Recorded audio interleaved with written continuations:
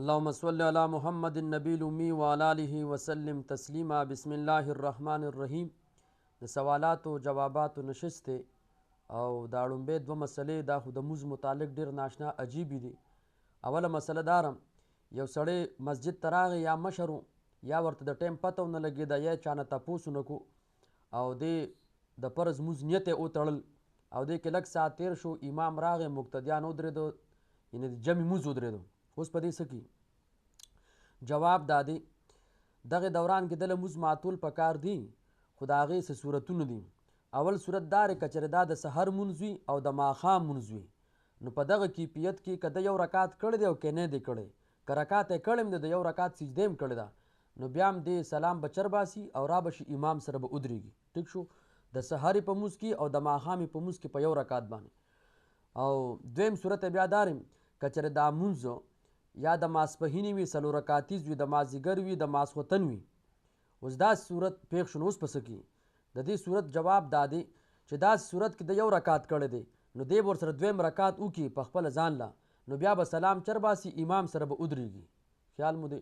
سلام به چرباسي، امام سره به ودرېږي، بس د جمع مونځ به راوګرځي.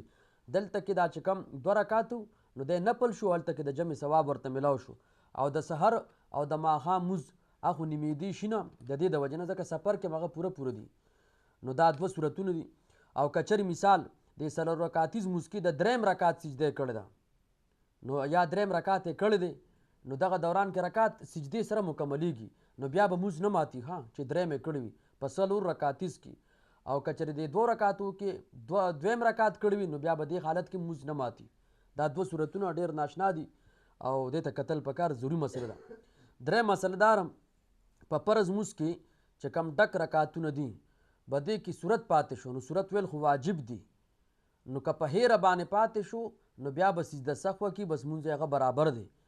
او که د کس ته پرېښودو نو د کس ته واجب پرېښودل دا بیا په سجده سهو هم نه راګرځي. ها دا چې مونږ سجده سهو وکړو دا سړي نه ایره راشي، نو دغه د قصدن پرېښودل نه دي پکار. او که چېرې اخري کم دوه رکاتونه تش دي، هغې کې صرف فاتحه ده، او دغه دوران کې د به د تش رکات کې هغه صورت ویل، نو ډېر فقها دا وي چې بیا ورته سجده سهو واجب هغه پې بده نه ده، ځکه صرف د سنتو خلاف ورزي راله. یعنې تش رکات یې ډک وکړو نو سجده سهو پې نشته، خو که ډک رکات یې تش وکړو نو بیا پې سجده سهو شته. څلورم جواب هغه دا دی، مسله ده یو سړی قبلې طرف ته خپې هغه خورې کړي، مکروه تحریمي دي، حرامو ته نږدې دي.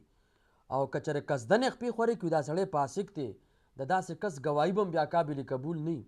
او پنځم مسله ده، قبلې طرف ته توکاڼې توکل، نو دا خو خلاف ادب دي، د آدابو نه خلاف دي.